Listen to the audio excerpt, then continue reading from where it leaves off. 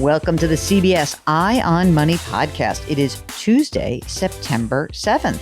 It's the day after Labor Day. For many people, that could mean that your kids are finally back in school. So it's like a hallelujah happy dance, Mark, right? Oh, yeah. This is the big week for us. Theo officially starts his school this week. Oh, my. How could he be in school? He's too young, no? What's he doing? Yeah, Preschool. It's like quasi daycare / preschool. Okay. 2 days a week. All right. Only 2 days a week. All right. That's kind of hard, though, but whatever. You got your childcare things taken care of. And now that Mark and I are fully remote when it comes to our audio work, I mean, it is a relief to some extent that I'm not making you schlep up to the broadcast center, right? It certainly helps. Yeah. How long did that take you?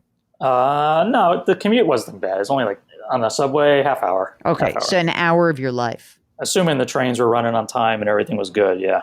Mark used to work at CBS News. That's where I met him. And the first thing we did together was at the end of 2009, he was working in the radio division. I was asked to do a year-end wrap-up after the horrible financial crisis and the Great Recession. And Mark was assigned as my producer, and we liked working together. And then I really just convinced the guy who was running the radio division that we should launch a weekend radio show. And then, Mark, what happened? Did I go and ask you, or did Harvey ask you? I don't actually remember, but I'm guessing you must have asked me if I was interested. And he said yes, and the beginning of our beautiful relationship all the way back to 2009. So we're very happy to be talking about money with you, and we're happy that we get to answer your financial questions. All you need to do is send us those questions. The email address is askjill@jillonmoney.com. And if you're on our website, jillonmoney.com, you can hit the contact button. We're going to talk to somebody who's very interested in discussing her parents' financial situation. We've had a few of these lately, Mark, so I like this. So we're going to do that right after this. Listener Vanessa, who's on the line from Pittsburgh. Hello, Vanessa. How are you? Well, thank you so much for taking my call. I love you guys. I listen to both of your podcasts all the time. So I knew when I came across this situation that you would be the people that I want to ask the question of. So my parents are a little bit older. They are 71 and 73 years old. Both are retired. I'm one of three girls. So one sister handles the medical stuff. One sister is the executor of all this stuff. And I help my parents with their financial stuff. We all have our assigned roles. I love it. So I recently went with my mom to meet with her financial planner that she's been working with at the local bank. He seems like a really nice guy. And based on his conversation with my mom initially, he put her into some annuities. Now, the initial conversation was, she did not want to lose any money. She does not have the stomach for the stock market. You know, she puts money in CDs, or she puts money in her savings account, and then, of course, these annuities that she has. So one of these annuities is coming up for renewal at the end of August, and I'm just wondering if there's something better that we can put her in that or maybe keep her in the annuity. I don't know, you know, what her best approach would be. But she did receive the paperwork that said that if she renews it, that she would be getting 1%. Yeek. That's not good. Yeah. Tell me a little bit about your parents. You said they're retired. Are they receiving Social Security right now? Yeah. So my dad has a pension, and they're both getting Social Security. And truthfully, that has been enough money to fund their monthly expenses. So this money that she has in the annuity is really just money that she's keeping eventually, I don't know, for us to inherit or for her grandkids to inherit. Let's see how good a job you are at the chief financial officer of their lives, and then you'll see if you'll inherit it. You know, like she might say, you did a lousy job, you're out. No, I'm just kidding. So how much money are we talking about right now between your parents? Break it down. What money is in savings, what's in CDs, and what's in the annuities? They have about $50,000 in cash between their savings account and their checking account. Because, like I said, my dad gets his pension and they get their Social Security checks, and this money has just been basically accumulating because it more than pays for their monthly expenses. So they've just been keeping that in the savings. They have an IRA annuity through Nationwide that has about $20,000 in it. And that's a different situation that if we have time, maybe you can help me with that one too. Mm-hmm. But the one that she has through Principal is just a straight up annuity, and it has $41,350 in it. Okay. And is there any money in CDs right now or not? I don't think she has any money in CDs, but she does have money in a regular IRA that she got through the bank, which is making 0.02% interest, and that has about $7,000 in it. And is that the only retirement asset that they have besides there's an IRA annuity, there's an IRA account? Is there an old 401k, a 403b, anything else that's out there? No, nothing like that. How is this financial advisor paid? By commission or by a fee? I don't know how he's paid. He says he works for the bank, and it's a service that the bank is providing to their customers, which is how my mom, got in with him. He's probably getting paid a commission on what he sells. And that's why he likes the annuity world.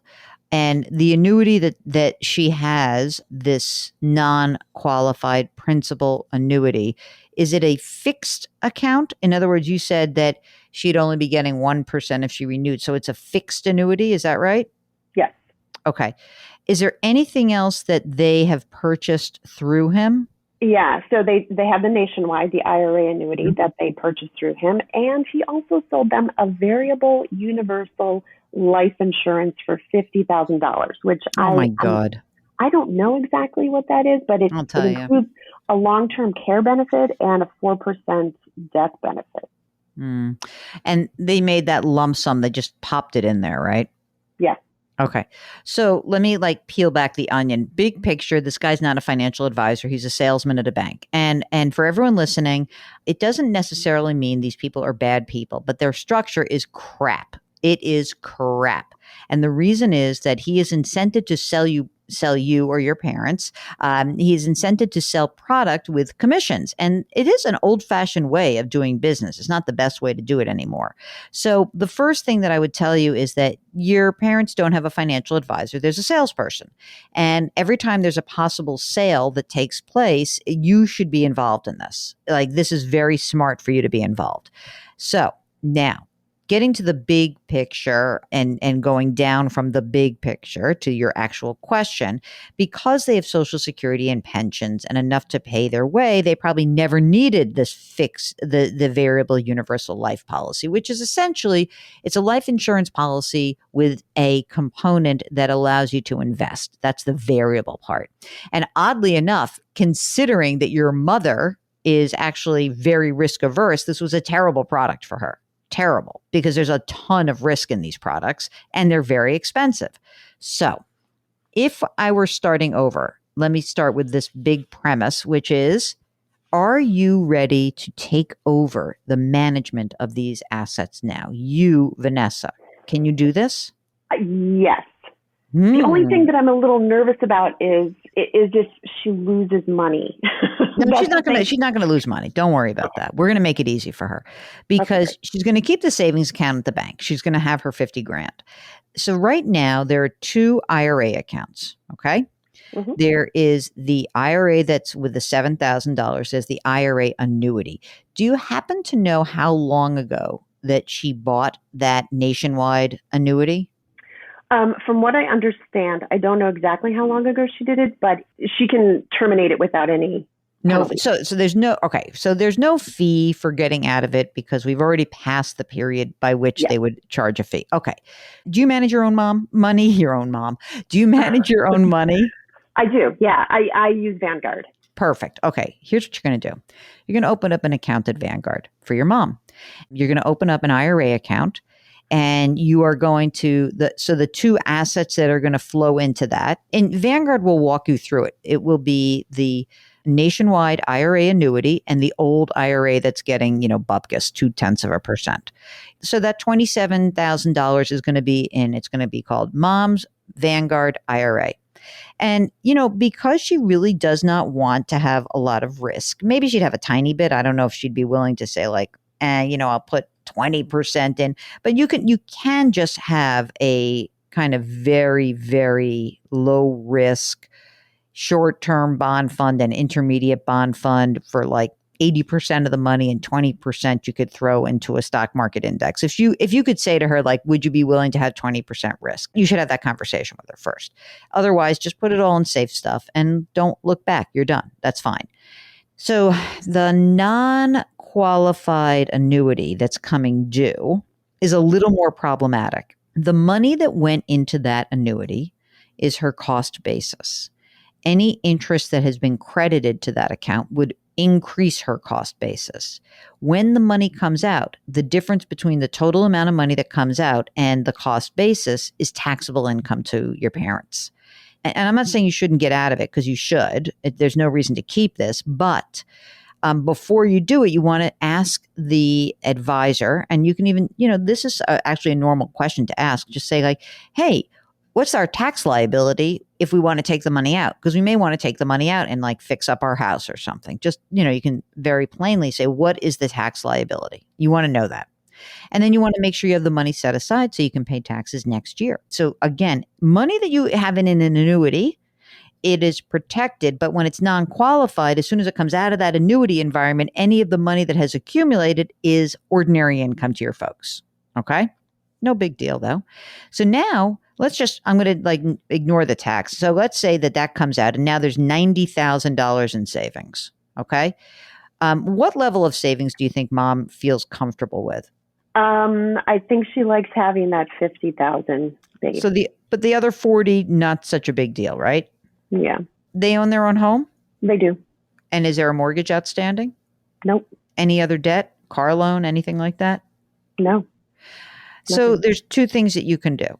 One is that you can just open up a CD for that extra $40,000 to give her an extra level of comfort. And the other thing you could do is that, you can shop around for that. You don't have to do it at this bank. You could, not a problem if they have a good rate, but you can go to depositaccounts.com and just pop it into but I would do a longer term CD because they keep accumulating cash. Otherwise, you could open up a Vanguard, a brokerage account for your folks and then say, well, we can have cash in here or we can make it a low risk thing. But if they feel comfortable with it at the bank, I don't think that's a problem. I think the fixed variable universal life is going to be more problematic, because that may be subject to a surrender period. Do you know when they bought that one? Right around the same time. So it's been at least 5 years, I would say. Okay. And the reason I ask this is that variable universal life tends to have a very long surrender period. Mm-hmm. Meaning that there's often a fee associated with these policies for not just 5 years. It can be 7, 10, sometimes 12 years. So we should find out how much of a percentage fee you would get to get out of that thing. And also we'd want to find out, is there some comfort that your parents have in having this universal life insurance policy? Probably it's helpful to them, but I don't even see that they need like a long-term care option because they have, they've got money. What happens to the pension? Well, if your father dropped dead tomorrow, would your mom get some portion of his pension? Yes. Yes. And she would get, they would do some kind of thing with Social Security too. Yeah. His Social Security is more. So. Yep. Yeah. So I don't know. They probably never needed this policy at all, but I don't want to blow out of it until we find out like what are the fees associated and what's the tax liability. Again, if it gives them great comfort that there is a certain amount of sunk cost, is it a principal or a nationwide product? John Hancock? I used to love variable universal life insurance when I was a young advisor. Why? Because the capital gains rate was the exact same as the ordinary income tax rate. So that when you put money into these policies, it was sheltered from taxation for a really long time. And you could pop in, we used them actually as supplemental retirement funding. But when the capital gains rate dropped down dramatically, the use of a variable universal life insurance policy really was different. Like you couldn't use them anymore. And I was kind of screwed because, as a young advisor, I was like, oh no, we have these old policies. So we started transferring people out of them because they didn't make sense anymore. Because again, the money you make in these things, obviously if they die with it, then the death benefit is not taxable. But if you're using it for an investment, the money you're earning, the accumulation is not at a capital gains rate. It's at ordinary income rate. And that's a drag. And right now, capital gains rate is much lower than ordinary income for everyone. So All that being said, I don't want to go nuts with this if we are going to have getting whacked with fees. But I really would like you to save yourself the anxiety of going to talk to a commission-based broker who's going to keep selling you stuff, because that's just what they do. Your folks have done a great thing. They worked their whole lives. They did what they were supposed to do. They saved. They had money in the bank. And these bank piranhas came after them. And they couch it in the form of, we have this financial advisor, and this is not a fiduciary. This is not a certified financial planner who has to put your needs first. This is somebody who I think probably at his core wants to do right, but only has a limited number of tools that he's allowed to use. I always say it's sort of like saying, I'm going into a Honda dealership and I say, what's the best car for me? And amazingly, they're always going to say some Honda. It's not as if that person at the Honda dealership is going to say, you know what, Jill, you really should go to Toyota. They got a better car for you for what you're describing. That doesn't happen. And it's the same thing with these kinds of brokers. They don't tell you that there are other ways that you can do the things that you say you want to do. And so that's what makes me angry about it. It's unnecessary. I think you're a wonderful daughter for doing this and taking this on, because I know it's a bit fraught. But if there is anything, like if I can talk to your mom about this to make it a little bit easier if she's freaking out, I'm happy to do that as well. Could I ask another quick question? Sure. So if she continues with the annuity from Principal with the $41,000 in it, and they're guaranteeing her the 1%, if I can't find a CD that offers a better rate than that, should she just stay in the annuity? Would there be a problem with doing that? Is there something hidden that I don't see? Probably, because what's happening with that annuity is that there's also a fee inside of it that's eating up the money that they're guaranteeing you by the cost of the annuity itself. Vanessa from Pittsburgh, is there anything else that we can help you out with? Wow. No, thank you so much. I really appreciate it. Like I said, I'm feeling a little bit of pressure. I don't want to do the wrong thing. You're not going to do the wrong thing. You're not going to do the wrong thing. It's going to be okay. And if you have an issue going forward, you get back in touch with us, okay? Okay, will do. Thanks so much, Mark. Thanks, Jill. All right. If you, like Vanessa, would like to come on the program with us, all you need to do is send us an email. Ask Jill at jillonmoney.com and tell us what your question is, and then say you want to come on the air, and Mark will do the rest. Now, sometimes Mark will send you the wrong date that we're going to be recording, which he has done now a couple of times, because we keep recording into the future. You don't know what day it is, Mark, do you? Or a month. You don't know what day, what month, anything. And I can relate to that. It's like when we were living in London. We both lived in London at different times. And you'd look up at the bureau, and they all are on East Coast time, because it's, an East Coast broadcast. And you'd never know what freaking time it was. I have never been so screwed up on my internal clock as when I lived in London. Okay, you don't have to worry about that. All you need to do is get in touch with us. Let us know how we can help you out. Please do something nice for someone else today, and maintain this mantra here at Eye on Money: curiosity, compassion, community. Thanks for listening, and we'll talk to you on Thursday.